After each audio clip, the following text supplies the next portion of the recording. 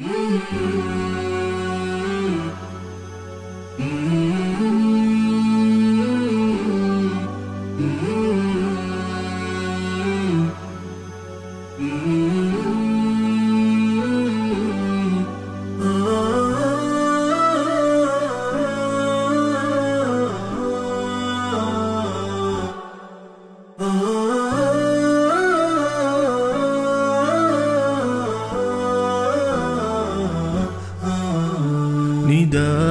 الحق صوت قد شجاني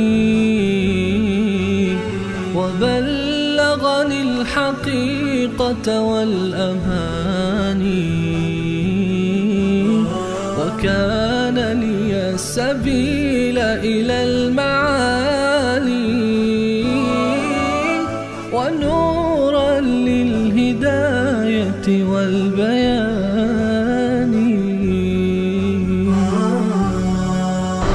أعوذ بالله من الشيطان الرجيم. بسم الله الرحمن الرحيم. وفي موسى إذ أرسلناه إلى فرعون بسلطان مبين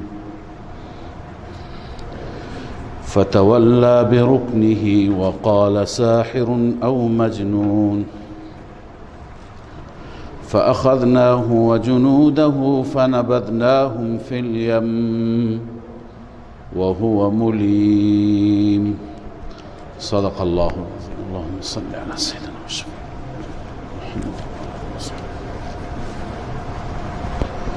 لا علم لنا إلا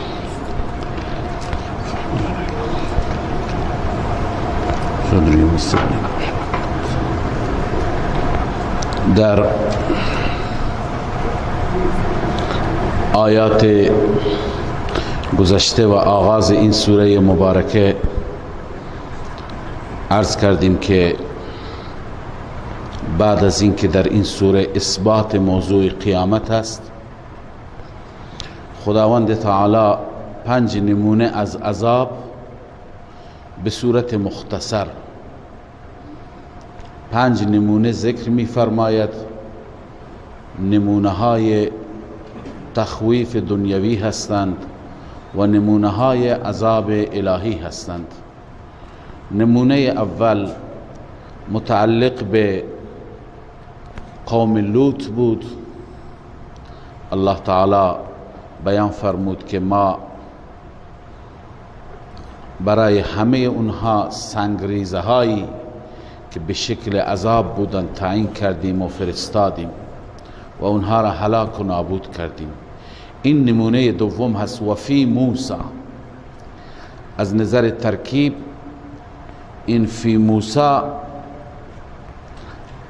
بر ترکنا هست و ترکنا فیها آیتا و ترکنا فی موسی.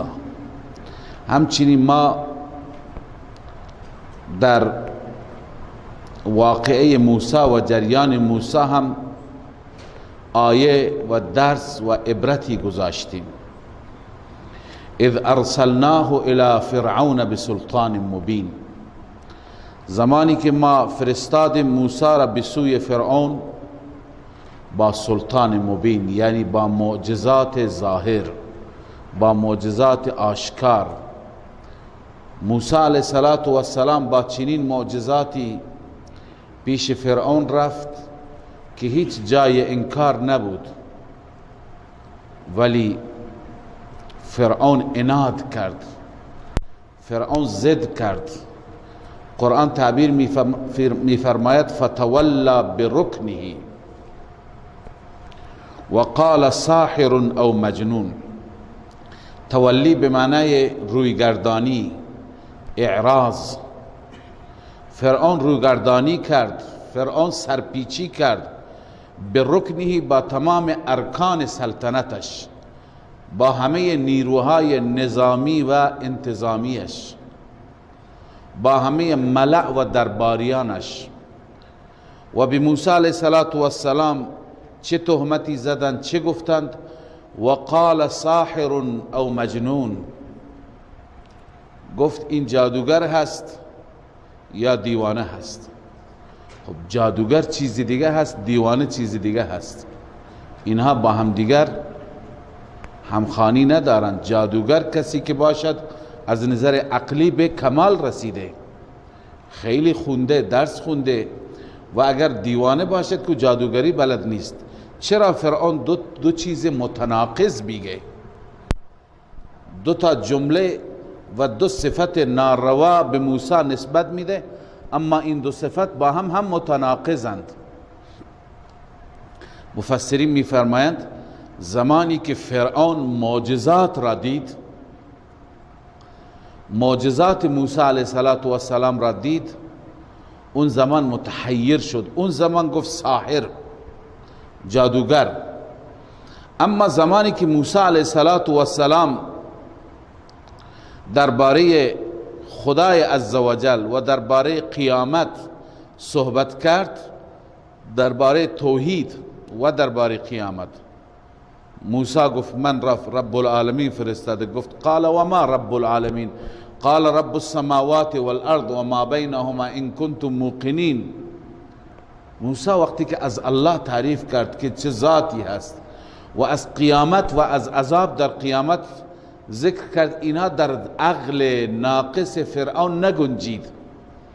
فرعون اینها را درک نکرد، متوجه نشد، لذا در این هنگام به موسی گفت مجنون، تو دیوانه ای. خودش دیوانه بود، نمیفهمید، درک نمیکرد یعنی چه، لذا به موسی گفت مجنون. بنابراین پس ساحر در یک زمان گفت در زمان مشاهده معجزات، و مجنون در یک زمان دیگه گفت، زمانی که موسی علیه السلام تشریح کرد برای او هم مبدأ را، هم معاد را، هم توحید و یکتاپرستی را و هم قیامت را. به هر حال فرعون وقتی که موسی را متهم کرد، به موسی علیه السلام بد و بیراه گفت، الله نتیجه عناد فرعون را اینجا میگه، خلاصه هست. فاخذناه و جنوده فنبذناهم فی الیم. الله می فرماید ما او را مؤاخذه کردیم همراه با لشکریانش، و جنوده مع جنوده، همراه با لشکریانش ما اونها را مؤاخذه کردیم. فنبذناهم فی الیم، این کیفیت اخذ است. چگونه مؤاخذه کردیم؟ همه را انداختیم تو دریا. مردم معمولا اشغالها را میبرن تو دریا میریزن، چیزهایی که درد نخور باشن، فاضلابها را باز میکنن به دریا. لذا منظور این الله عزوجل میفرماید این اشغالها را تو دریا انداختیم، اینا ارزش ندارن. هر چقدر حکومت داشته باشد، وقتی که خدا را قبول نداره، دین نداره، ایمان نداره. لذا الله میفرماید فنبذناهم فی الیم، ما اونها را انداختیم در دریا، و هو ملیم، و اون سزاوار ملامت بود، سزاوار سرزنش بود. ملیم یعنی حقدار سرزنش و ملامت بود، لایق ملامت بود، باید همینطور میشد، حقش بود. پس این نمونه دوم از تخویف الله عزوجل در این نمونه هم اثبات فرمود که هر کسی که با بندگان ما، با اهل حق در مقابل اهل حق بیستد، نتیجهش اینه. و نمونه سوم، و فی عاد اذ ارسلنا علیهم الریح العقیم. همچنین ترکنا آیتا فی عاد میشه، ما در قوم عاد هم یک نشانی گذاشتیم، یک آیه و یک درس عبرت. زمانی که ما فرستادیم بر آنان الریح العقیم، باد و طوفان نازا را، عقیم نازا. بعضی بادها هستن که فایده دارن برای ما، این باد بیفایده بود، بیفایده بماند که هلاک کننده بود. بعضی وقت باد میوزد، نسیم خوبی میوزد، ابرها را با خودش میاره، کلی برای منطقه باران و رحمت و خیر و برکت داره. اون باد نازا نیست، اون باد بیفایده نیست. اما این باد هیچ فایده ای نداشت. سخرها علیهم 7 لیال و 8 ایام حسوما. الله این باد را وقتی که به وزیدن داد بر اونها وزید 7 شب و 8 روز 7 لیال و 8 ایام حسوما پیاپی اینا را ریشه‌کن کرد. فتر القوم فیها صرعا، این قوم تنومند عاد، مردان نیرومند عاد مثل تنه درخت خرما الله می فرمد افتاده بودند. فتر القوم فیها صرعا کأنهم اعجاز نخل خاویه، نخلی که سر به فلک کشیده باشد و بیفتد روی زمین. نخل زیباییش در چی هست؟ در ایستادن است، نه در افتادن. لذا الله می فرماید که ما چنان بادی بر این قومی که این قوم توحید را و قیامت را انکار کرد ما آوردیم و وزیدیم. ما تذر من شیء اتت علیه، الله می فرماید این باد بر هیچ چیزی نمی وزید، هیچ چیزی را ترک نمی کرد. الا جعلته كالرمیم، مگر او را قرار میده مثل رمیم. رمیم خاکستر، چیزی که خرد خرد شده باشد. هر چیزی را که این باد می وزید اون را تبدیل به خاکستر می کرد، اون را تبدیل به چیزی می کرد که کلا پودر شده. این وضعیت قوم عاد بود. این نمونه سوم و نمونه چهارم تخویف دنیوی. و فی ثمود اذ قیل لهم تمتعوا حتی حین، همچنین در قوم ثمود آیه هست، درس عبرت است. زمانی که به آنها گفته شد از جانب پیغمبر خدا حضرت صالح گفته شد تمتعوا، ای قوم بهره بگیرید، ای قوم استفاده کنید از این دنیا تا مدتی شما هستید. بعد از شما که ایمان نمی آورید میخواید تا کی تو این دنیا بمانید؟ تا کی غافل بمانید؟ تا مدتی. لذا برای آخرتتون فکری بردارید. اون قوم متوجه نشد. الله می فرماید فعتوا عن امر ربهم، سرکشی کردند، تمرد کردند از امر پروردگار، گوش به حرف ندادند. الله می فرماید فاخذتهم الصاعقه وهم ينظرون، این نتیجه عناد است، نتیجه سرکشی است. صاعقه از آسمان آمد. صاعقه آتشی را میگویند که همراه با خودش، چون در بعضی آیات شریفه میآید صیحه، صیحه فریاد را میگویند، فریاد و جیغی که جبرائیل امین اون را سر داد که گوشها را پاره میکرد و جگرها را پاره میکرد. لذا مفسرین نوشتند هر دو عذاب برایشون آمد، از یک طرف آتش آمد و از یک طرف اون صدای مهیب. و هم ینظرون، آنها نگاه میکردن، خودشون با چشمان خودشون مشاهده میکردن. فما استطاعوا من قیام و ما كانوا منتصرین، اینا حتی نتوانستن بلند بشن. فما استطاعوا من قیام نتونستن بکنن، نتونستن بایستند. و ما كانوا منتصرین، انتقام گیرندگان هم نبودند. اینها را خدا هلاک کرد، نابود کرد، از بین رفت. لذا اینا همه اقوامی الله داره ذکر میفرماید در سوره های دیگر به تفصیل واقعشون آمده که اونها چی گفتن، پیامبران چی گفت، اینها چطور پیامبران را اذیت کردن. اینجا خداوند به صورت نمونه ذکر میفرماید.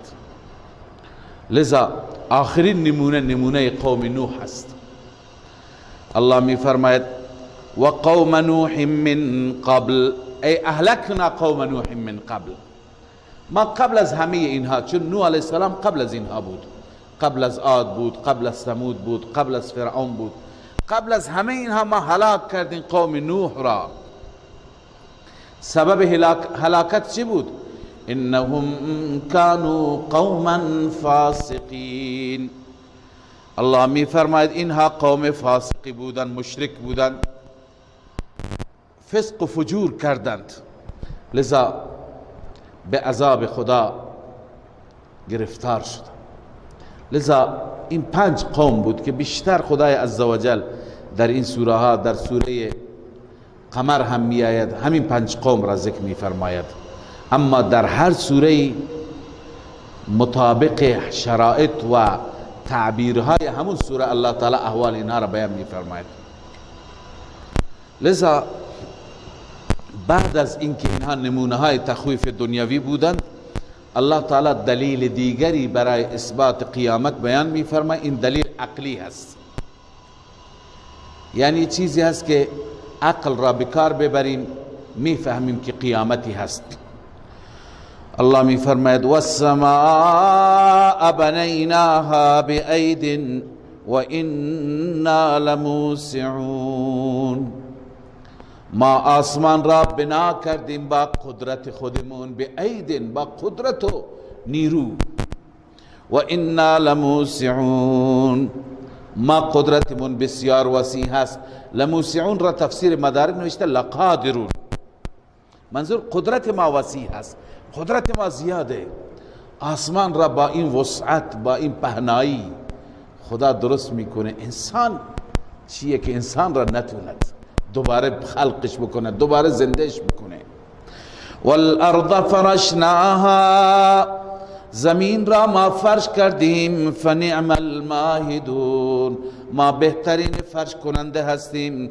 چه فرش خوبی برای شما. و من کل شیء خلقنا زوجین، الله می فرماید از هر چیز ما آفریدیم زوجین. زوجین معنی نیست دوتا، بلکه زوجین کنایه از تنوع هست، یعنی متنوع. من کل شیء خلقنا اصناف ذات عدد فوق الواحد، تفسیر مظهری گفته، یعنی اصناف مختلف، بیشتر از یک نوع، بعضی ها 2 نوع، بعضی ها 3 نوع، بعضی ها 4 نوع. متنوع آفریدیم، رنگ برنگ آفریدیم، جور جور آفریدیم. لعلکم تذکرون، این حکمت مصنوعات است. اینها را که الله آفریده به خاطر چی؟ شاید شما پند بگیرید، شاید شما بفهمید که ذاتی که این همه زیبایی ها، این همه تنوعات را آفریده، این ذات چه ذات قدرتمندی هست، مثل او اصلا نیست. ففروا الی الله، بعد از این دلائل توحید خداوند ما را دعوت میده به سوی خودش. ای بندگان من، ففروا، فرار به معنی سرعت، شتابیدن، بشتابید به سوی خدا، فرار کنید به سوی الله بروید. ففروا الی الله، فرار از چی؟ تفسیر نصفی نوشته فرار ای من الشرک الی الایمان بالله، از شرک فرار کن به سوی ایمان برو. و من طاعت الشیطان الی طاعت الرحمن، از طاعت شیطان فرار کن، از طاعت نفس و هوای نفس فرار کن، برو به سوی طاعت الرحمن. ففروا الی الله انی لکم منه نذیر مبین، همانا من محمد برای شما از خدا، از جانب خدا ترساننده آشکاری هستم. من شما را از عذاب خدا می ترسانم. و بالخصوص این یکی را نکنید، این گناه را. ولا تجعلوا مع الله الها آخر، شما قرار ندهید همراه با الله معبود دیگر، در کنار الله کسی دیگر را عبادت نکنید، از کسی شما طلب نکنید، کسی را به عنوان فریاد رس، حاجت روا، مشکل گشا نخوانید. ولا تجعلوا مع الله الها آخر انی لکم منه نذیر مبین، من محمد برای شما از جانب الله ترساننده آشکار هستم، شما را از عذاب الهی بیم میدهم و میترسانم. الله عزوجل میفرماید که همه انبیا که این دعوت را آوردند، پیروان اونها به پیغمبران چی گفتند؟ ساحر و مجنون. یعنی حرف تمام امتهای گمراه مثل هم است. کذالک ما اتی الذین من قبلهم، همچنین نیامدند کسانی که قبل از اینها بودند، یعنی اقوام گذشته مشرکان گذشته نیامدن پیش آنان هیچ رسولی هیچ پیامبری نیامد الا قالوا ساحر او مجنون، مگر اونها به پیغمبران چی گفتند؟ ساحر گفتند یا دیوانه گفتند. حال الله عزوجل می فرماید اینها اینقدر حرف تمام گمراهان با هم نزدیکه که اتواصوا به، آیا هم دیگر را وصیت کردن به این چیز؟ آیا برای نسل‌های بعدیشون وصیت کردن که هر پیغمبری آمد شما هم بگید ساحر و مجنون؟ اتواصوا به. این آیه مثل اون آیه سوره بقره میماند که الله تعالی اونجا میفرماید كذلك قال الذين من قبلهم تشابهت قلوبهم، همچنین گفت کسانی که قبل از اینها بودند دلهایشون مشابه هم است. از نظر چی؟ از نظر عناد، از نظر انکار. لذا الله میفرماید آیا مشرکان گذشته مشرکان فعلی را وصیت کردند که اینا مثل هم با انبیا مبارزه میکنند؟ بل هم قوم طاغون. علت اصلی و اشتراک اصلی اینه که اینها قوم طغیانگر و سرکشند. پیشینیان هم طاغون بودند، اینها هم طاغونند، اینها هم طغیان میکنند. لذا الان از اینجا به بعد الله عزوجل پیامبرش را محبوبش را تسلی میده، شما کارت را بکن، تبلیغت را بکن، نگران نباش. فتول عنهم، از آنان اعراض کن بعد از اینکه تبلیغ کردی، از آنان روی گردانی کن. فما انت بملوم، شما نیستید ملامت شده، قابل ملامت، شما کارتون را میکنی. و ذکر فان الذکر تنفع المؤمنین، ای پیامبر من، ای حبیب من، شما تذکر بده، پند بده این قوم را. فان الذکر، همانا پند فایده میبخشد به مؤمنین. این جمله زرینی هست، پند مؤمنین را فایده میبخشد. واقعا هر وقتی که ما هرچی که پند و اندرز، بالخصوص پند و اندرزهای الهی که قرآن است و انبیا که احادیث هستند، اینا را هرچی گوش کنیم بیشتر نفع میبریم، بیشتر برای ما فایده میاد، تقوای ما بهتر میشه، ایمان و اعتقاد و باور ما بیشتر میشه. و ما خلقت الجن، خب علت این همه آنچه که گذشت، این همه انبیا فرستاده شد چی بود؟ و ما خلقت الجن والانس الا لیعبدون. الله می فرماید من جن و انس را خلق نکردم، نیافریدم مگر برای این منزل که فقط مرا عبادت کنه. الا لیعبدون ای الا لیوحدونی. ابن عباس میگه یعبدون به معنی توحید فی العبادت، یعنی در عبادت من کسی را شریک نگیرند. و خدای عزوجل هیچ نفعی از پیدایش و از خلقت انسان ها ندارد. من نکردم خلق تا سودی کنم، بلکه تا بر بندگان جودی کنم. الله میخواد جود بکنه، سخا بکنه. لذا الله میفرماید ما اريد منهم من رزق، من اراده ندارم از بندگان خودم هیچ نوع رزقی را، یعنی هیچ نوع عطایی را به من چیزی ببخشند. و ما اريد ان یطعمون، من نمیخوام از آنها که مرا بخورانند، مرا طعام بدن.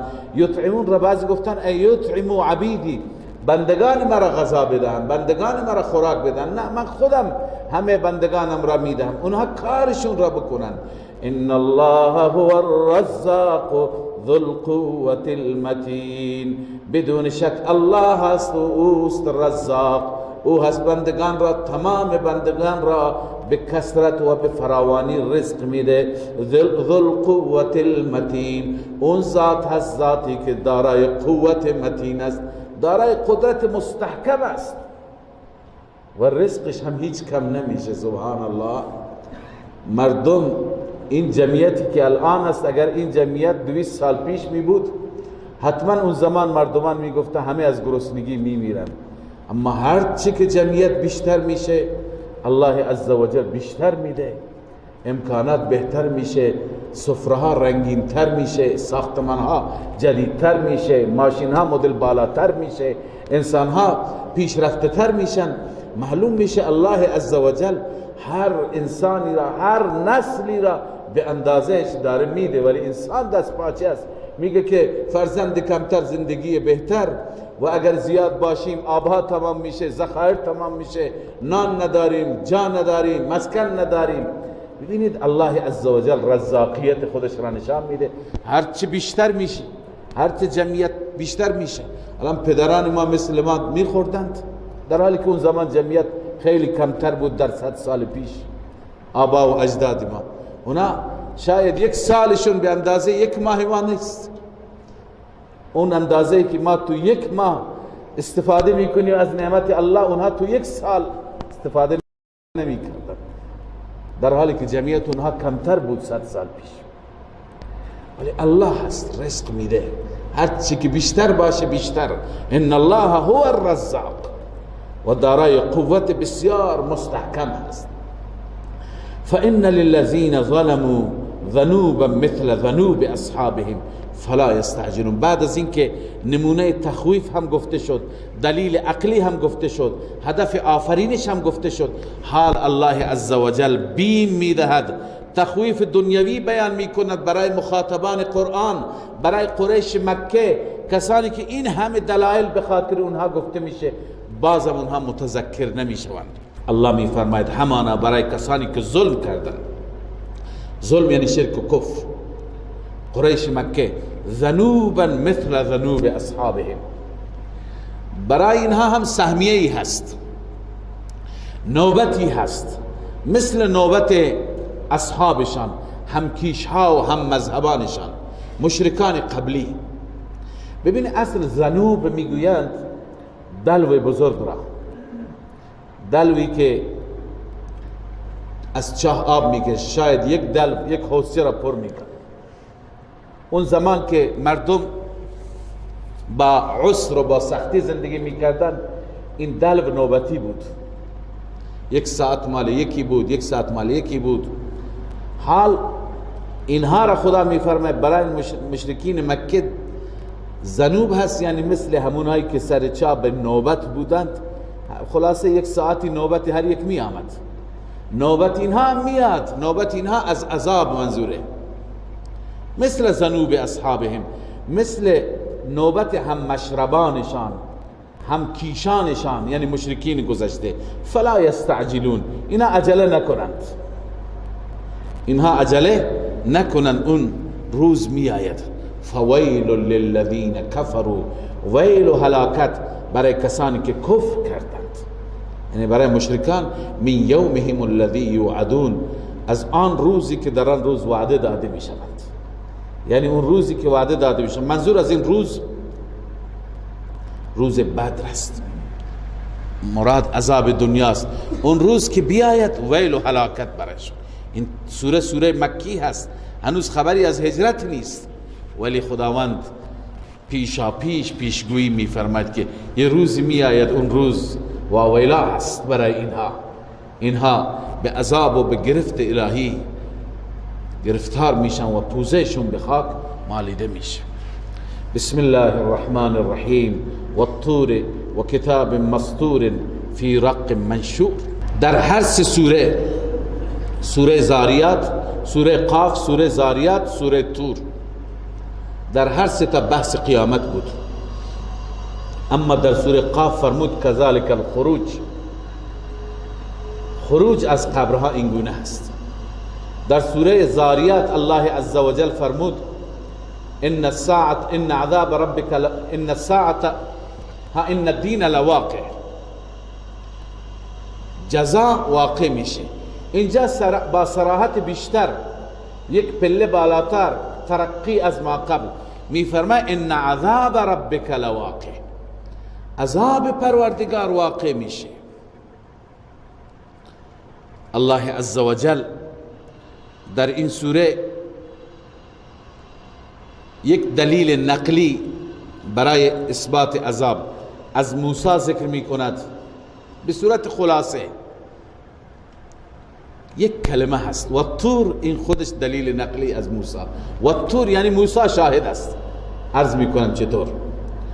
و به صورت خلاصه یک دلیل نقلی از کتب سابقه ذکر میکنه. دو تا دلیل نقلی هستند و دو تا دلیل عقلی ذکر میکند و یک دلیل وحی ذکر میکند. چطور؟ و طور دلیل اشاره به دلیل نقلی از موسی است و کتاب مسطور فی رق منشور اشاره به دلیل نقلی از کتب سابقه است و البیت المعمور اشاره به دلیل وحی است و السقف المرفوع اشاره به دلیل عقلی است و البحر المسجور هم اشاره به دلیل عقلی دوم است. توضیحش اینه که الله می فرماید طور شاهد است. طور شاهد است. طور محلی هست که در اون محل رب العالمین موسی را به پیامبری برگزید. در اون محل الله با موسی هم کلام شد. لذا طور شاهد است، یعنی موسی شاهد است که پیامبر ماست. که چی؟ که قیامت می آید. چون که در طور، شما در اول سوره طه می خوانید، در کوه طور الله وقتی که موسی را دید، موسی را طلبید و موسی به محضر الله حاضر شد، گفت که یا موسی انی انا ربک فاخلع علیک انک بالوادی المقدس طوى و انا اخترتک فاستمع لما یوحى. ای موسی گوش کن، من ربت هستم، کفشار در بیار و من ربت هستم. اننی انا الله لا اله الا انا فاعبدنی. من الله یگانه هستم، بغیر از من هیچ که نیست معبود، فقط مرا عبادت کن. و بعد از اون الله فرمود ان الساعه لآتیه، قیامت می آید. موسی برو به مردم بگو قیامت داره میاد، برای قیامت آمادگی کنند. پس اونجا الله هم توحید را به موسی فرمود، هم قیامت را. پس و طور، اون طور شاهد است، اون مکان شاهد است که رب اونجا هم به موسی گفت ان الساعه لآتیه، قیامت می آید. و کتاب مسطور، و همچنین کتاب نوشته شده که فی رق منشور. رق پوست باریک را میگن. قدیم ها دیگه این ورق ها نبود، بر روی پوست ها می نوشتن، پوست ها را نازک میکردن، باریک میکردن. فی رق منشور، در پوستی که این پوست چیه؟ منشور، باز، چون پوست ها اینطور مثل پرونده پیچونده میشدن، جمع میشدن. منظور اینه که کتاب های آسمانی که الله به انبیاء سابق داد، همه این کتاب ها شاهدند. این دو تا شاهد. والبیت المعمور، همچنین بیت المعمور شاهد است. بیت المعمور کجاست؟ بیت المعمور کاملا موازی بیت الله است.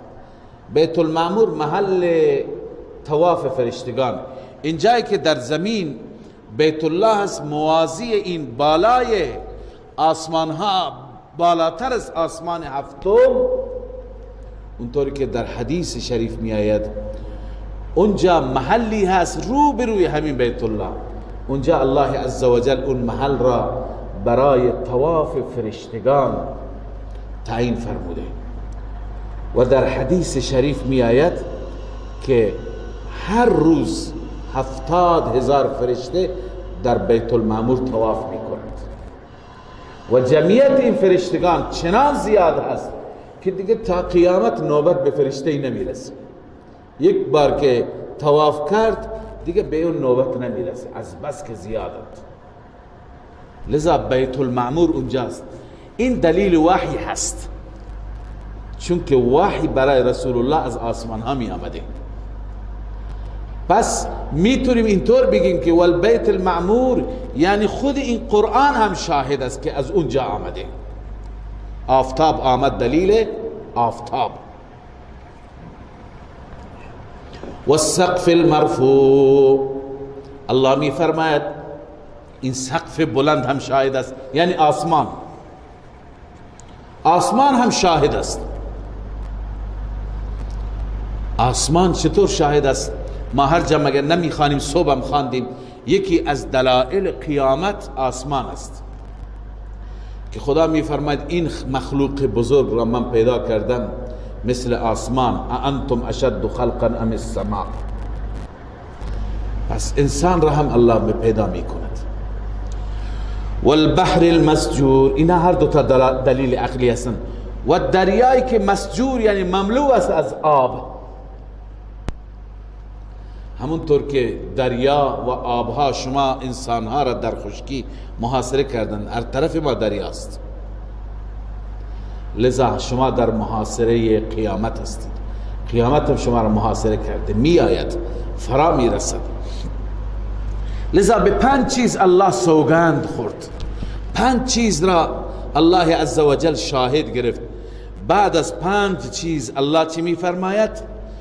قسم به طور، قسم به کتاب مستور، قسم به بیت معمور، قسم به سقف مرفوع و سوگند به بحر مسجور که ان عذاب ربک لواقع.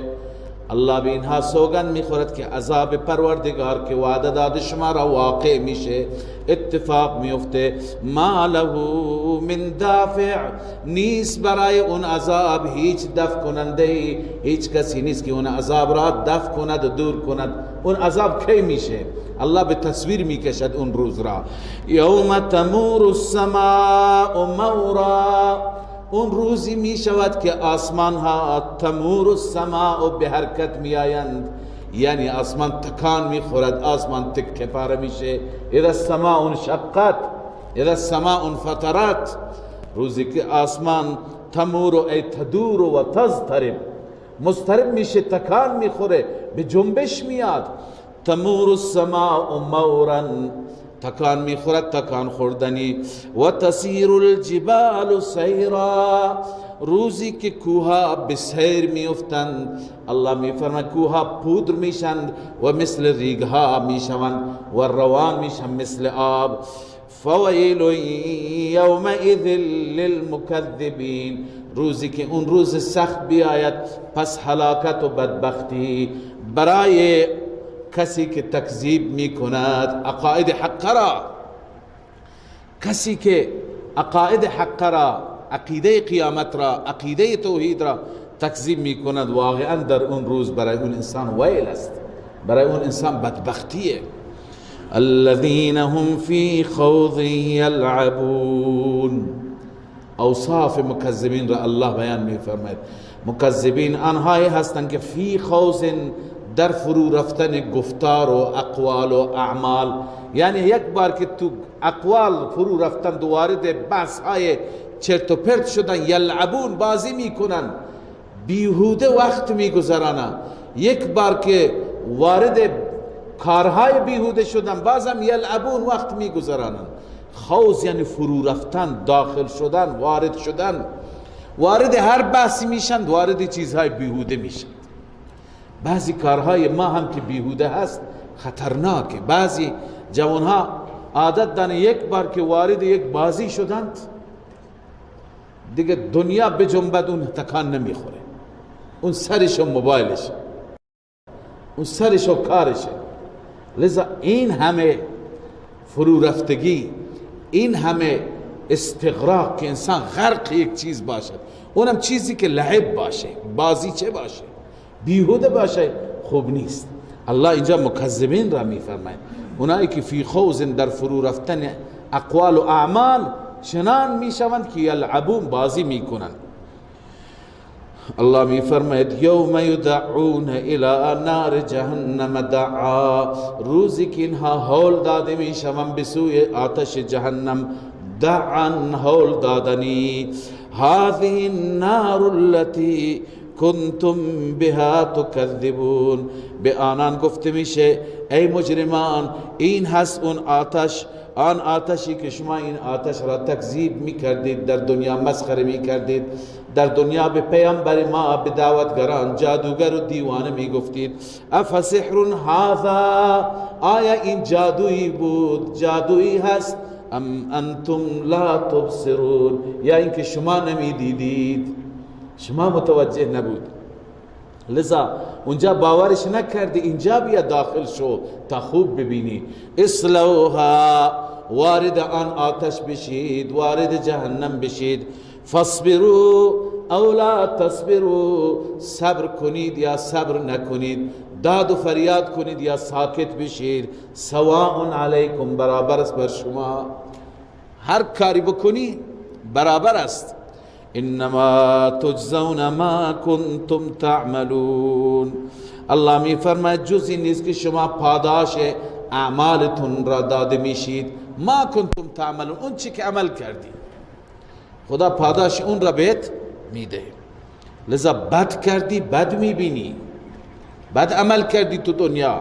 بعد از این که این تخویف بیان شد و این وعید بیان شد برای مجرم و مشرک، حال الله عزوجل بشارت میده مؤمن را، بشارت میده متقی را، متقیانی که اونها در دنیا تسلیم شدند، در دنیا دعوت حق را لبیک گفتند.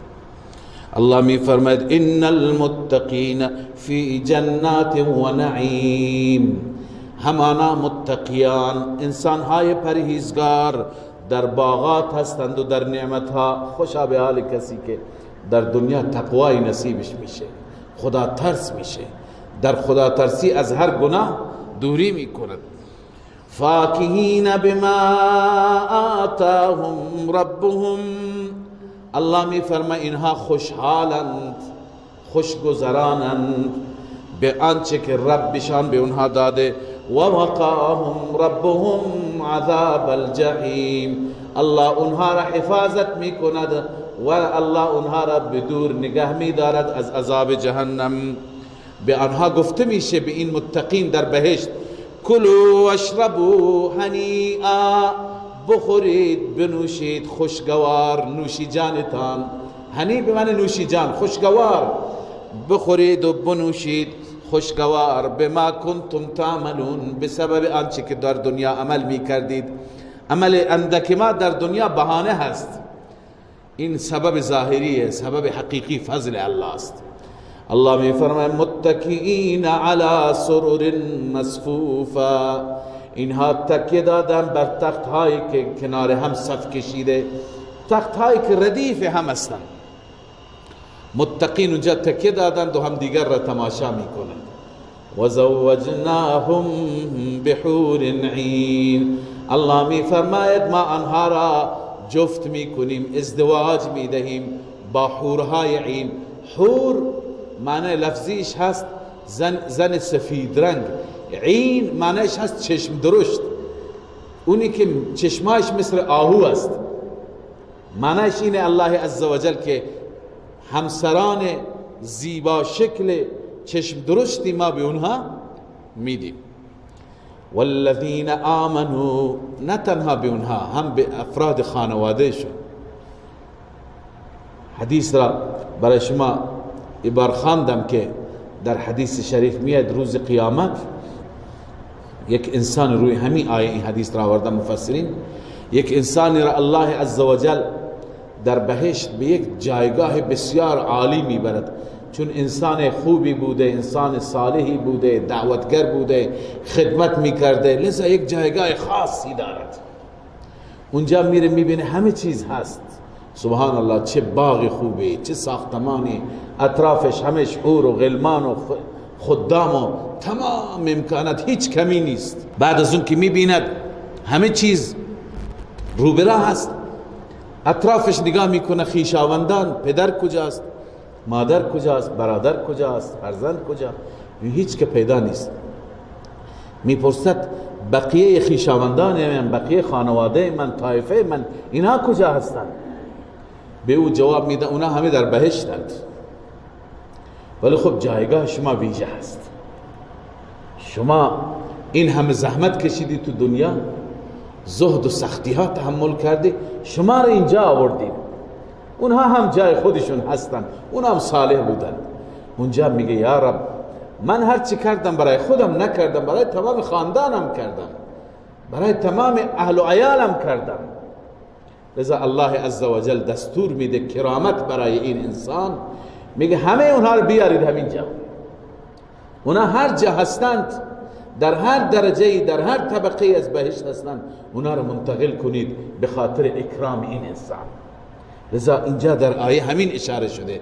الله می فرماید والذین آمنوا، آنهایی که ایمان آوردند یعنی مؤمن کامل هستند، واتبعتهم ذریتهم بإیمان، و همچنین ذریه اونها اولاد اونها تابع اونها شدند از نظر ایمان، الحقنا بهم ذریتهم، ما ذریه و اولاد اونها را به اونها ملحق میکنیم، به اونها میرسانیم. آیا چیزی از درجات اینها میره بالا از اون میاد پایین؟ اینطور میشه؟ مثلا اون به اون گفته میشه از طبقه دهم بیا پنجم، ما هم از اول میایم پنجم؟ نه، از جایگاه او هیچی کم نمیشه. و ما التناهم من عملهم من شیء، الله می فرماید ما کم نمی کنیم، التناهم ای نقصناهم، ما کم نمی کنیم از عملشان هیچ چیزی، همه و همه اونها در کنار هم هستند. کل امرئ بما کسب رهین، هر انسانی به اون چی که کسب کرده گرفتار است. یعنی مشرکان به اعمال شرکیه خودشون گرفتارند، اونها حبس اعمال خودشون هستند و الله عزوجل این متقین را، مؤمنین را، صالحین را در درجات عالیه بهشت جا می‌دهد. و امددناهم بفاکهة و لحم مما یشتهون، هنوز ذکر بهشت است. الله می فرماید ما آنها را کمک میکنیم، یعنی برای اونها می آوریم، فراهم میکنیم، بفاکهة میوه ها، انواع میوه ها، و لحم گوشت ها، مما یشتهون، آنچه که اونها اشتها بکنن، هر چی دلشون بخواد. یتنازعون فیها، دست به دست میکنن در آن بهشت، کأسا، جام شراب را، این دست به دست میکنن. بعضی گفتند کنایه از شوخی و مزاح هست، این از این میگیره به اون میده، و بعضی گفتند دست به دست میکنن به این معنی که به همدیگه میدن، تعارف میکنن. لا لغو فیها ولا تأثیم، هیچ لغوی نیست، هیچ بیهودگی نیست در اونجا و هیچ گناهی نیست، هیچ کار بی جایی، بیهودهی، لغوی اونجا نیست، همش خوشی. و یطوف علیهم غلمان لهم، الله می فرماید اونجا دور میزند، میچرخند برای آنها، بر آنها، غلمان لهم، نوجوان هایی که برای خدمتشون هست، غلمان و نوجوان های مخصوصی که این نوجوان های خادم، اینا افراد مخصوصی هستند. اینا تو قرآن همین اندازه آمده که بچه های زیباروی هستند. اینا کی هستند؟ والله اعلم. بعضی چیزا که مفسرین میگه از روی فکر و اجتهاد خودشون میگن. بعضی میگه این بچه هایی هستند که در زمان بچگی فوت میکنن، بچه مسلمان ها هستند که اونها به زمان طفولیت میمیرند. بعضی میگه اینا بچه های کفار هستند که اونها هنوز به بلوغی نرسیدن که کفر بکنن و در بچگی مردن، اونها را الله خادم میکنه. بعضی میگن مثل حورها که حورها تو این دنیا نبودن، همونجا خدا اون نسل را درست میکنه، اینها را هم اونجا الله درست میکنه. علی ای حال هر چی باشد الله از اونها تعریف میکنه کأنهم لؤلؤ مکنون، چنان زیباروی هستند، چنان زیبا هستند که گویا مرواریدی هست. مکنون یعنی پوشیده، در بقچه پنهان شده. مروارید و هر چیز درخشنده زود غبار میگیرد، اما وقتی که اون را تو چادری، تو لباسی بپیچی، ده وقت ظاهرش بکنی می درخشد، زرق و برق دارد. لذا این بچه ها مثل مروارید اونجا می درخشند. و بعد اهل بهشت از نظر روحی، فکری، روانی هم بسیار راحت هستند.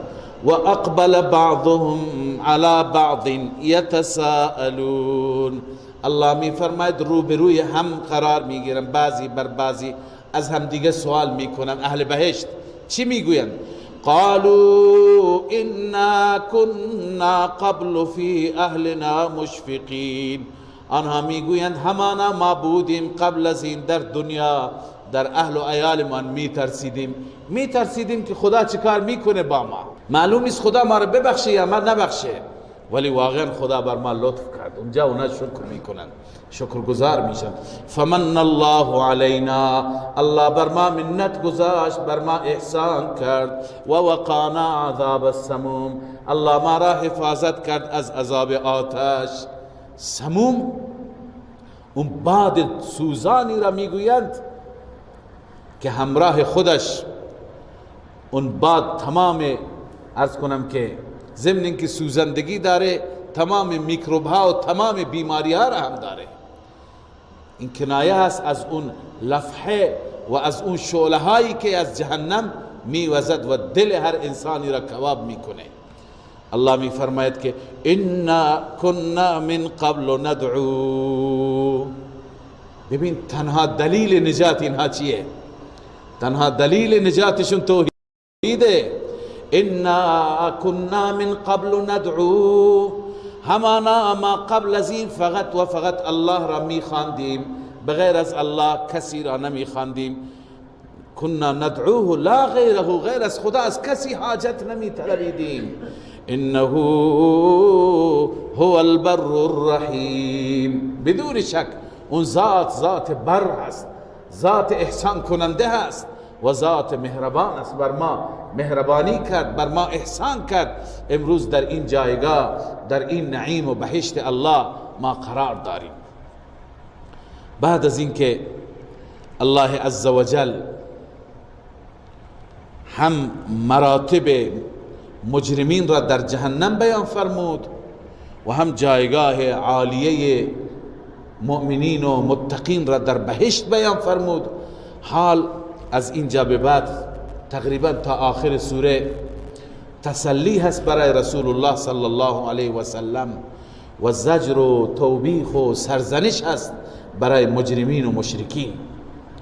مشرکین از جایی که می دیدن روز به روز دین عزیز اسلام پیشرفت میکنه، ترقی میکنه، انواع اتهامات، انواع لقبها، انواع صفتها را برای رسول الله بیان میکردند. یک روز ساحر میگفتند، یک روز مجنون میگفتند، یک روز کاهن میگفتند. رسول اکرم صلی الله علیه وسلم طبیعی بود، ناراحت میشد، نگران میشد. الله عزوجل حبیبش را تسلی میده، آرامش میده. الله میفرماید فذکر، فریضه الرسول، فذکر، ای پیامبر پند بده، به دعوتت ادامه بده. فما انت بنعمت ربک بکاهن ولا مجنون، به برکت نعمت پروردگارت، به لطف پروردگارت تو کاهن نیستی، مجنون هم نیستی. کاهن کسی که از ستاره ها و از غیب خبر میگیرد، مجنون دیوانه. تو هر دو اینها نیستی. ام یقولون شاعر، بلکه آنها میگویند این پیغمبر شاعر است. اونا هم سرگردان بودن، گاهی کاهن میگفتن، گاهی شاعر، گاهی دیوانه. میگویند شاعر است. نتربص به ریب المنون، ما انتظار میکشیم حادثه مرگ را برش. چون اونها میگفتن که شما، خودشون را تسلی میدادن مشرکین و سران قریش، میگفتن شما ناراحت نباشید، همین که چشم از این دنیا ببنده این پیغمبر مدعی پیغمبر، همین که از این دنیا بره دیگه نهضتش تمام میشه، چراغ خاموش میشه، کسی دیگه نیست این اسلام را به پیش ببره. لذا میگفتن نتربص به ریب المنون، ما منتظر میشیم، انتظار میکشیم برای او ریب المنون، حوادث زمان را یا حادثه مرگ را.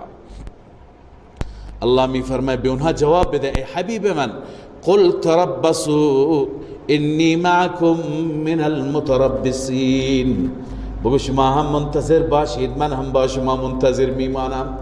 ببینیم آیا چراغ خاموش میشه یا روشن‌تر میشه، تمام دنیا را میگیره. پشت سر او شاگردان با اخلاصی مثل ابوبکر صدیق، عمر فاروق، عثمان غنی، علی مرتضی، خالد ابن ولید، ابو عبیده، تمام این شاگردان، سعد ابن ابی وقاص، انسانهای با گذشتی تربیت میشن که اینها یکی از دیگری پیشی میگیره، هر یکی جان برکف با مجاهدت ها با رشادت ها دین را به سراسر این عالم میرسانن. آیا پیغمبر بره این نهضت تمام میشه یا گسترده تر میشه؟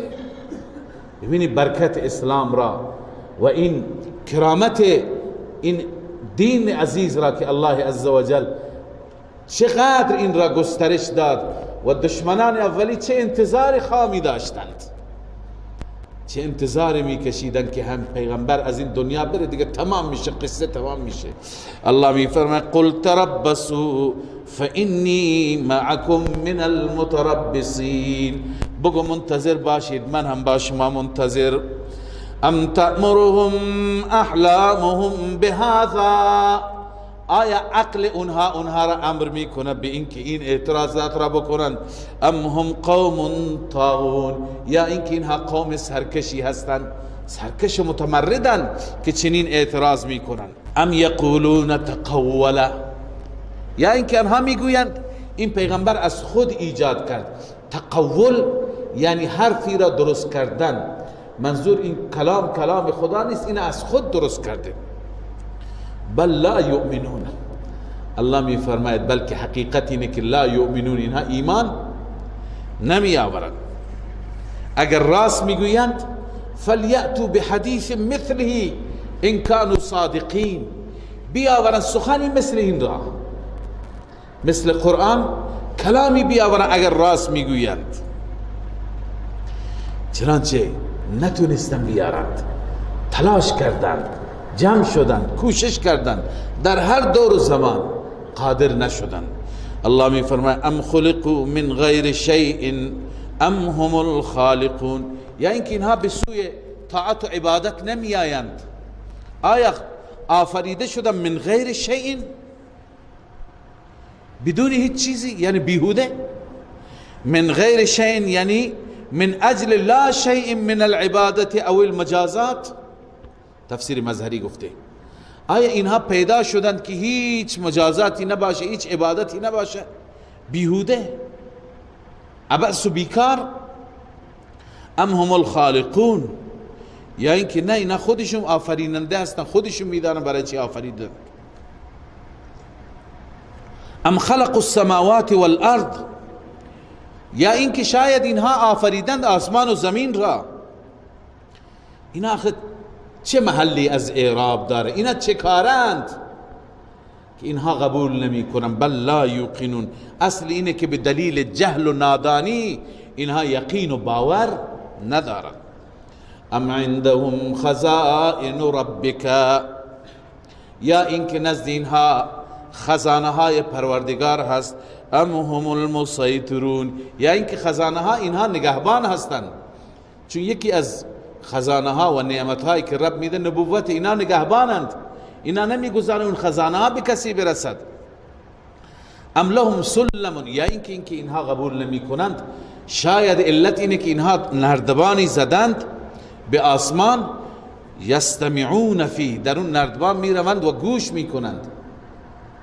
اگر چنین هست فلیأت مستمعهم بسلطان مبین، اون کسی که گوش کننده این هست بیاورد دلیل روشنی، مدرک ظاهری بیاورد چی شنیده، بیاورد خدا چی گفته. چرا اینها باور ندارند؟ چرا قبول ندارند؟ ام له البنات ولکم البنون، یا آیا این هست که برای آنان دختر است و برای الله دختر است و برای شما پسر؟ چون گاهی این ادعا را میکردن. الله عزوجل تمام بیهودگی گویی ها و یاوه‌گویی ها اونها را به صورت استفهام رد می فرماید. ام تسألهم اجرا، یا اینکه ای پیغمبر اینا که به تو ایمان نمی آورند شاید علت اینه که شما از اینها مزد میخواهی، پاداش میخواهی. فهم من مغرم مثقلون، که اینها از تاوان اون زیر بارند. آیا چنین چیزی هست که تو از اونها پول کلان و پول هنگفتی خواستی که فهم من مغرم، از تاوان آن، مثقلون، زیر بار سنگین هستند؟ ام عندهم الغیب، یا اینکه نه نزد اینها علم غیب است، فهم یکتبون، اینها از اون غیب همه چیز را می نویسن و خبر دارن که چی میشه و چی نمیشه. ام یریدون کیدا، یا اینها اراده توطئه‌ای دارند، میخوان کاری بکنند. ولی اینا بدانند فالذین کفروا هم المکیدون، آنانی که کفر کردند آنها هستند، با اونها کید میشه، با اونها الله عزوجل تدبیر میفرماید و به اشد مجازات گرفتارشون میکند. ام لهم اله غیر الله، یا اینکه آیا برای اینها معبودی هست غیر از الله؟ همه اینها نیست. سبحان الله عما یشرکون، الله پاک هست از آنچه که اینها شریک میگیرند با الله.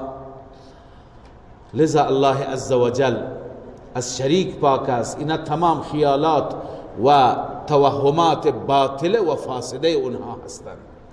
و این یرو کسفا من السماء، به قدر اینها گمراهند، به قدری از راه بیراه هستند که اگر ببینن تکی از آسمان که ساقطن داره میفته، یعنی خدا اگر بخواد از آسمان عذاب بیاره، اینها با چشم خودشون عذاب را ببینن داره میفته، مثل همون قوم عاد چی میگند؟ یقولو سحاب مرکوم، اون ابری داره میاد مرکوم، یعنی پر از باران هست، ته به ته هست، از روی هم انباشته شده این ابر و پر از باران هست. لذا الله عزوجل میفرماید فذرهم، اینها را بگذار ای پیامبر، حتی یلاقوا یومهم الذی فیه یصعقون، حتی که مواجه بشند، برخورد کنند، ملاقات کنند با اون روزی که در آن روز یصعقون، بیهوش کرده میشوند. صعق و نفخ فی الصور فصعق من فی السماوات و من فی الارض، این در زمان نفخه اولاست. نفخه اولا دمیده میشه، همه بیهوش و مدهوش میافتند و بعد میمیرن، جان میدن. الله میفرماید یوم لا یغنی عنهم کیدهم شیئا، وقتی که اون روز بیاید فرصت و مهلت از دست اینها تمام میشه، آن روز فایده نمیدهد، دفع نمیکنه از آنان هیچ کید آنها، مکر اونها هیچ چیزی. ولا هم ینصرون، نفی شفاعت قهری، آنها در آن روز یاری نمیشوند، کمک نمیشوند. نه تنها روز قیامت، نه تنها روزی که نفخه دمیده میشه، قبل از اون الله عزوجل میفرماید قبل از اون هم یک عذاب کوچولوی دیگری هم هست. و ان للذین ظلموا عذابا دون ذلك، همانا برای کسانی که ظلم کردند، یعنی برای این مشرکین عذابی هست دون ذلك. دون ذلك یعنی پایینتر از آن، پایینتر از سه جهت، هم عذاب کوچولوتری و هم عذاب قبل از اون. این عذاب چیه؟ عذاب هایی که در دنیا آمد مراد هستند. امام نصفی رحمه الله در تفسیر مدارک نوشته هو القتل ببدر والقحط 7 سنین و عذاب القبر، تمام عذابایی که قبل از عذاب قیامت است. مثلا در بدر اینا کشته شدند، 7 سال برای اونها قحطی آمد در زندگی مکی، و همچنین در عذاب قبر به اشد مجازات گرفتار میشن. اینا تمام عذابهای دون ذالک هستند، از اون عذاب پایینتر و از اون عذاب جلوتر. ولكن اکثرهم لا یعلمون، اما اکثر اینها نمیدانند، باور ندارند که خداوند برای اونها چنین عذابی می آورد. لذا ای پیامبر ما تسلی میده الله در آخر سوره پیامبرش را، حبیبش را، شما صبر کن، واصبر، شما صبر کن لحکم ربک، به حکم پروردگارت، فانک باعیننا، همانا تو زیر نظر ما هستی، تو تحت سرپرستی ما هستی. و سبح بحمد ربک، تو کارت با یاد رب باشد، دست بکار و دل بیار باشد. تسبیح و حمد ربت را بگو حین تقوم، وقتی که برمیخیزی صبح، و من اللیل، و همچنین شب، یعنی صبح و شب به معنی دائم است، تنها من یک روز نه. و ادبار النجوم، پشت سر ستاره ها، یعنی روز بعد. حتی ببین صبح، امروز صبح مثلا که شب، وقتی که شب میشه و بعد از این که ستاره ها ناپدید میشن، چه وقت سحر، چون ستاره تا سحر هستن، یعنی روز بعد.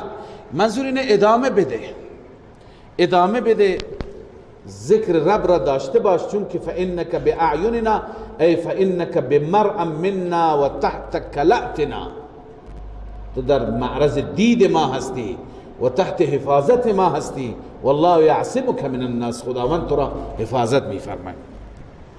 به هر حال این سوره مبارکه تور بود که در این سوره خدای عزوجل با تأکید فرمود ان عذاب ربک لواقع.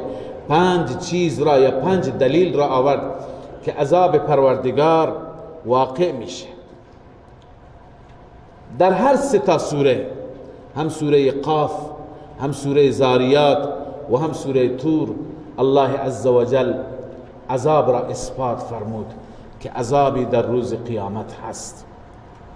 حال در سوره نجم می فرماید بعد از این که عذابی هست و ثابت شد که عذابی هست، بدانید که عذاب و گرفت الهی، عذاب و جزای الهی در روز قیامت حق است. حال در نجم میخوانیم که خدایان شما هیچ سفارشی نمیتونن بکنند، هیچ کاری از دستشون بر نمیاد، چون ها خدایان را پرستش میکردن که در سختی ها و شدائد به درد ما بخورن.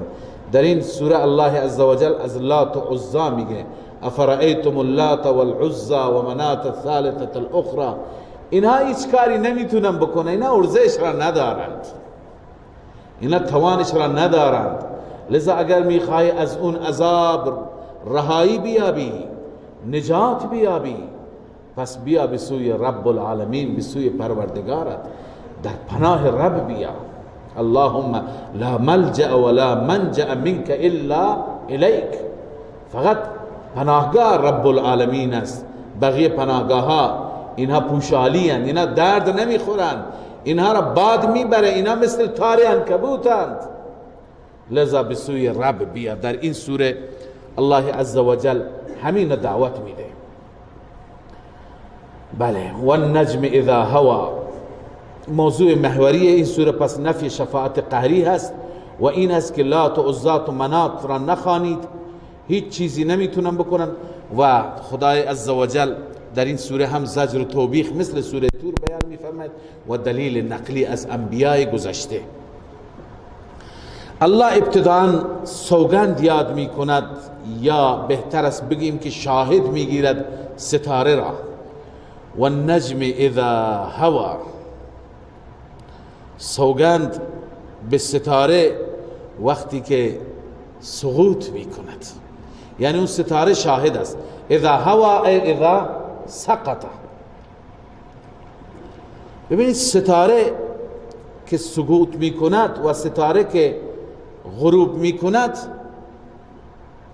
کنایه از چیه؟ کنایه از اینه که این مخلوقات بزرگ، اینهایی که در واقع مظهر قدرت رب العالمین هستند، اینها هم ناپدید میشن، اینها هم زائل میشن، پس اینها خدا نیستند. این خودش دلیل توحیده. ابراهیم علیه السلام از همین استدلال گرفت. فلما رأى الكوكب قال هذا ربي فلما افل قال لا احب الافلین. وقتی که غروب کرد گفت من این غروب کننده را و اینی که ناپدید شد نمیخوام. پروردگار من همیشه باید باقی باشد، ثابت باشد. لذا پس این چه نوع دلیلی هست؟ دلیل بر این که تمام مظاهر قدرت ناپدید میشند، زائل میشند. ما ضل صاحبكم و ما غوا، این جواب قسم است. قسم به ستاره که صاحب شما محمد صلی الله علیه و سلم از راه بیراه نشده، و ما غوا، و راه را اشتباه نرفته. ببین دو چیز هستن، دو واژه، یکی ضلالت، یکی غوایت. ما ضل ما غوا.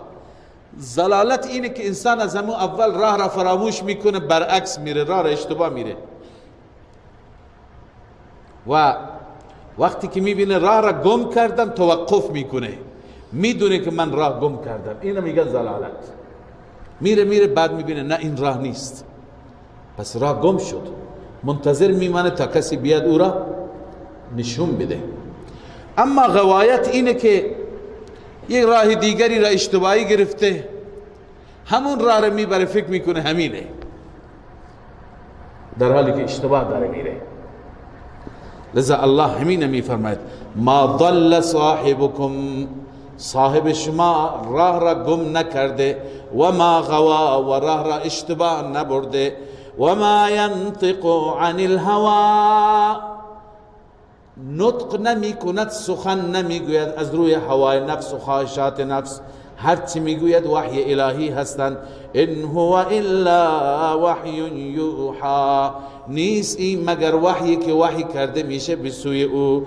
علمه شدید القوا، او را کی آموخته؟ استادش کیه که به او یاد داده؟ شدید القوا، اون فرشته ای که دارای قوت شدید است. منظور جبرائیل امین است. جبرائیل امین را شدید القوا میگویند به خاطر اینکه روستاهای قوم لوط را جبرائیل امین با وجود که یک شهر بزرگی بود به آسمان ها برد و از اونجا سرنگون کرد و زد مجدد به زمین. ذو مرة، دارای مره را چند معنا کردن. بعضی گفتن ذو مرة ای ذو هیئت حسنة، این فرشته شکل بسیار زیبایی دارد. بعضی گفتن ذو مره یعنی کسی که در عقل و فهم کامل باشه، یا اینکه زیبارو و خوش چهره باشد، حسین و جمیل و خوشمنظر و طویل القامه. لذا ذو مرة دارای زیبایی بود، فاستوا، مستوی شد بر افق، و هو بالافق الاعلا، اون جبرائیل در افق اعلا بود، در اون افق بالا جلوی پیغمبر ظاهر شد. ثم دنا فتدلا، سپس نزدیکتر شد به پیغمبر، فتدلا، پس نزدیک شد. فکان قاب قوسین او ادنا، اندازه قاب دو قوس، قاب دو کمان. قاب قوس میگویند از محلی که مقبض یعنی اون جای دستگیره کمان است تا اون محلی که اون نخ است که تیر را به اون عرض کنم تکیه میدهند، این فاصله کم را میگن قاب قوس. در قدیم وقتی که دو تا طایفه با هم نزدیک میشدند، کمانها را با هم متصل میکردند، یعنی همونطور که کمانها با هم چسبیدن، ما دیگه از این به بعد با هم یکی هستیم، وحدت داریم دیگه، تیر کمان ما بر علیه هم دیگه نیست، در یک جهت میره، ما با هم متحدیم. این قاب قوسین نزدیک، این کنایه از خیلی نزدیک شدنه، کنایه از متصل شدنه. لذا جبرائیل آمد و با پیغمبر نزدیک شد. من قبل از اینکه این آیه را ترجمه بکنم مطلبی را برای شما عرض بکنم که ذهنتون بازتر بشه. اون اینه که در تفسیر این آیات بین مفسرین اندک اختلافی هست. اصل اختلاف در اینه که در شب معراج، چون این مربوط به شب معراج است، در شب معراج رسول اکرم صلی الله علیه و سلم وقتی که به آسمان ها رفتند، آیا خداوند را در اون شب ملاقات کردند، دیدند، رؤیت کردند یا نه؟ بعضی ها معتقدند که پیغمبر خدا را دیده و این آیات همون بیان میکنه. با اون نزدیک شد، نزدیکتر شد، به اندازه قاب قوسین شد، به او وحی کرد و او اشتباه ندید. ولقد رآه نزلة اخرى، باری دیگه هم او را دیده بود. لذا میگه این درباره دیدار پیغمبر با الله است. یک روایت از ابن عباس آمده، بعضی این را اعتقاد دارند، اما جمهور بیشتر مفسران معتقدند که دیداری ملاقاتی صورت نگرفته. رسول الله صلی الله علیه و سلم رب را در اون شب ندیده، چون که الله عزوجل در این دنیا دیده نمیشه. موسی علیه السلام میخواستن ببینن، ندیدند. چرا؟ مثل موسی در اون شب هم کلام شد، الله کلام فرمودند، آن حضرت اونطور که شأن الله است آن حضرت شنیدند، اما رؤیت و دیداری صورت نگرفت. این دیدار که قرآن تعریف میکنه، این دیدار بین رسول الله و جبرائیل بود. خب شما میگه هر روز پیغمبر جبرائیل را میدید، درسته، هر روز پیغمبر میدید، ولی هر روز به شکل انسان میدید. در حدیث شریف میاد به شکل دحیه کلبی میدید. در این شب به شکل اصلیش دید، دوبار به شکل اصلی دید. اینم ویژگی رسول الله صلی الله علیه وسلم. همه انبیا جبرائیل را دیدن ولی به شکل اصلی هیچ که ندیده. یک بار در اول بعثت، در اولین روزهای پیامبری، وقتی که جبرائیل را دید، جبرائیل او را صدا زد، این طرف اون طرف نگاه کرد، آخر به افق نگاه کرد. آن حضرت میفرمند من دیدم که از مشرق تا مغرب همه افق را گرفته پرهای جبرائیل. اونجا بود که رسول الله بیهوش شد، از حال افتاد.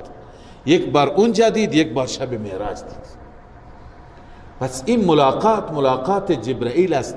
کسی جلوی ام المؤمنین عایشه رضی الله تعالی عنها گفت که پیغمبر خدا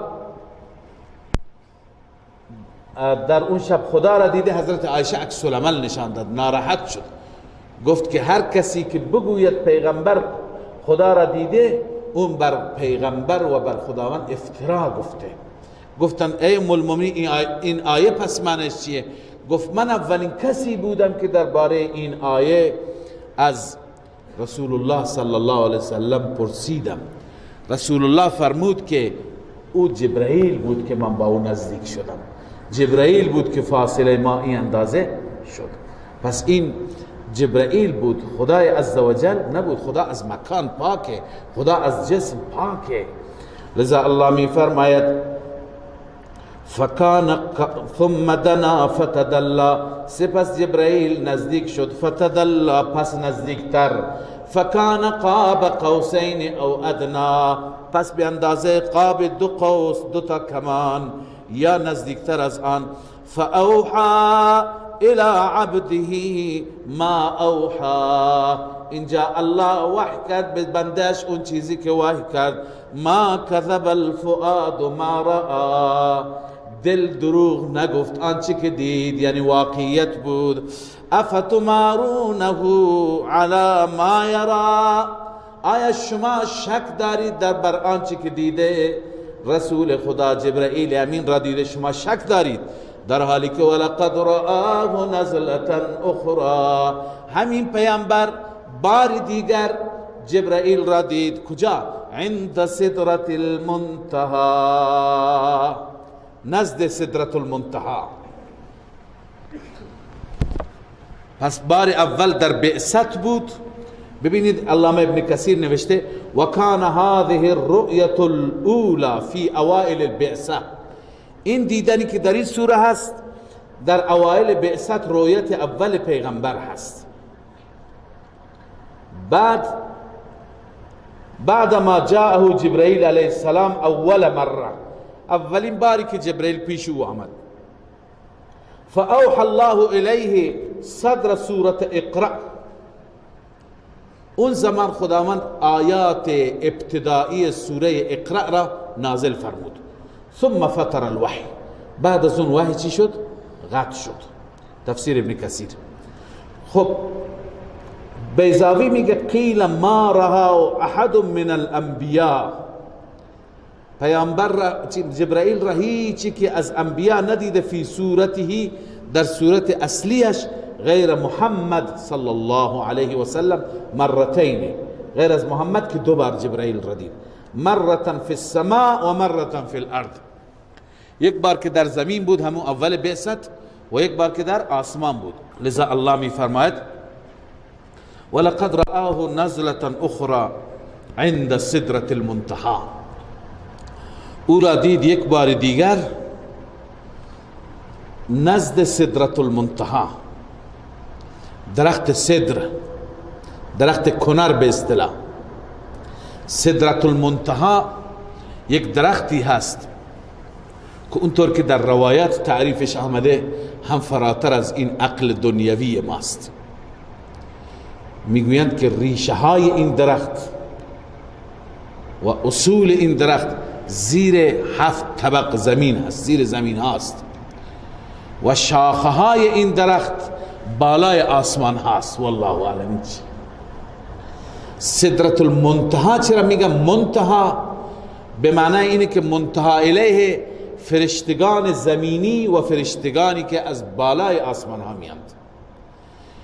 فرشتگان که از لوح محفوظ میاند، اونای گروه دیگه هست، اونا اصلا به زمین نیامدند و نمیاند، از بالاتر از آسمان ها میاند، از اونجا دستورات را، وحی را، برنامه ها را می آورند تا اون درخت سدره که بالای آسمان 7م است. و این فرشتگان هم اونجا میرن، یا گویا منتهای اینها و ایستگاه آخر اینها هم اونجاست. ایستگاه اونهایی که از بالا میان هم اونجاست. هر 2 گروه اونجا هم دیگر را ملاقات میکنن. اون فرشتگان هر چی باشه تحویل این فرشتگان میدن. عند سدرة المنتهى.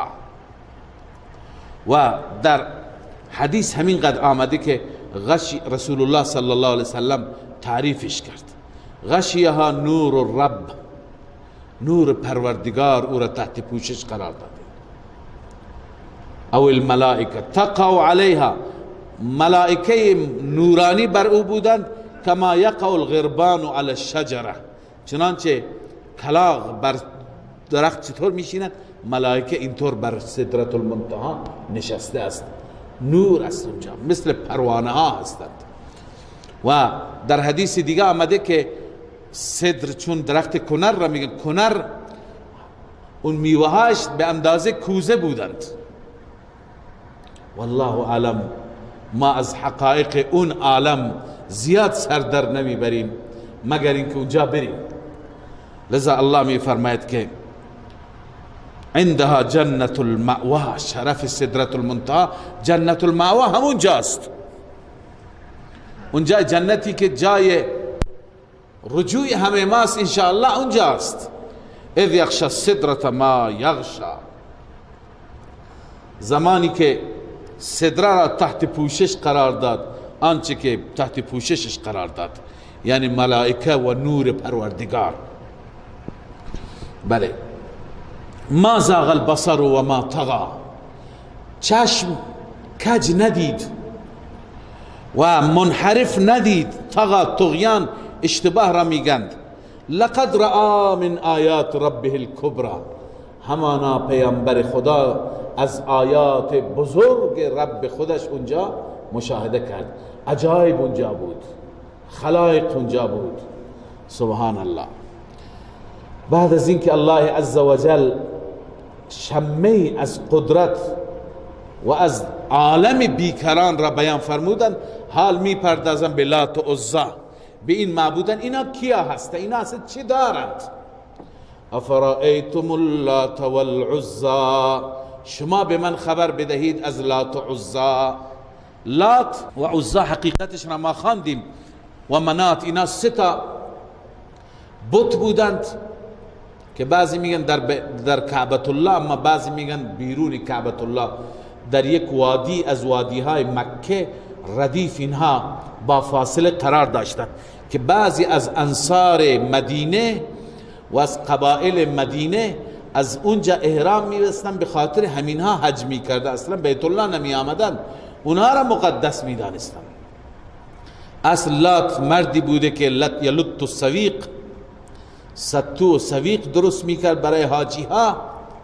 لذا اون را لات، سنگ او را بعدا معبد قرار دادن، نماد عبادت قرار دادن، خودش را عبادت کردن.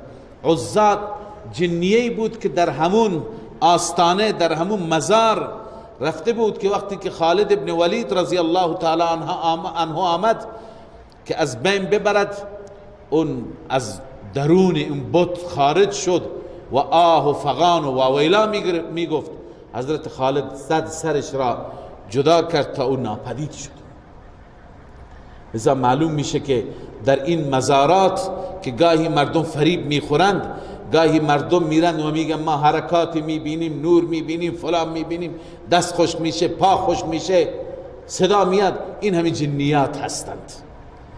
جنیات گاهی امکان داره به شما کرامت‌های هم نشان بدن، چیزهای خارق العاده نشان بدن که شما فکر کنید چنین هست. شما هر چی میبینید چیزی، حتی کرامتی به نظر خودتون میبینید، خارق العاده میبینید، شما اول بیایید با قرآن تطبیق بدید، ببینید که مطابق قرآن هست یا نیست.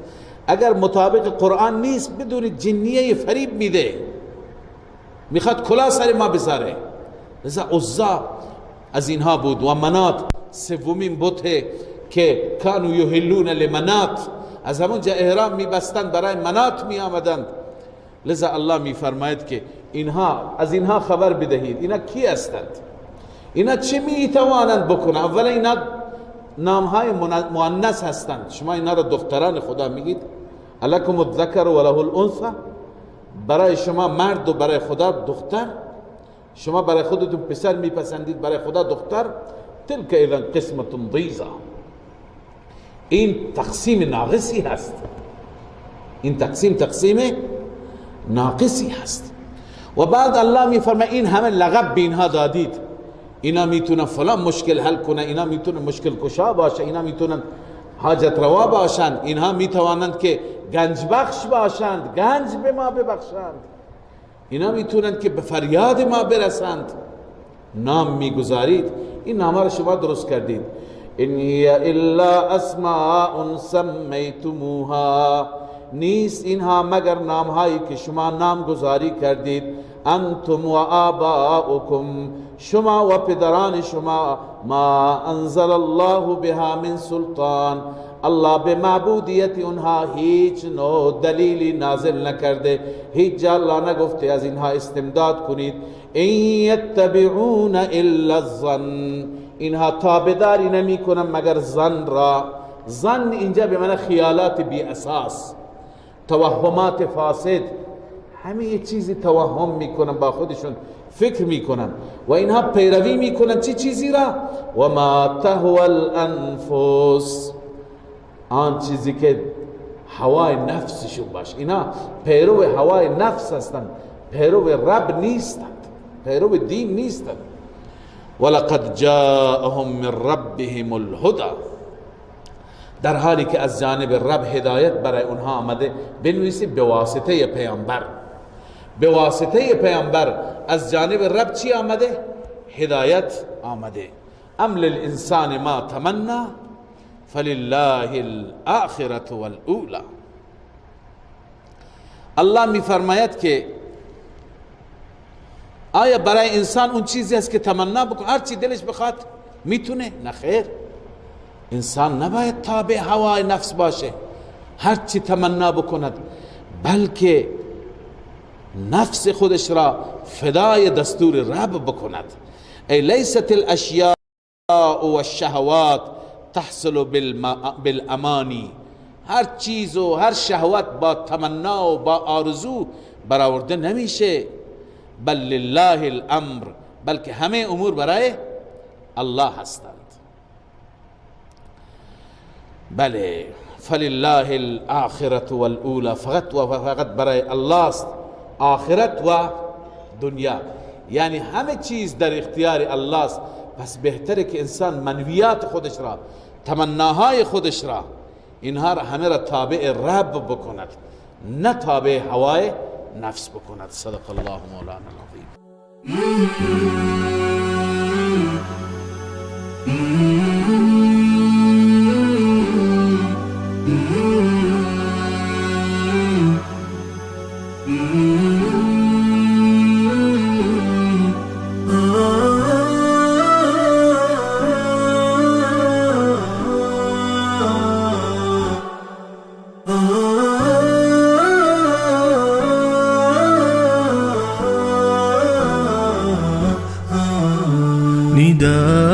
الحق صوت قد شجاني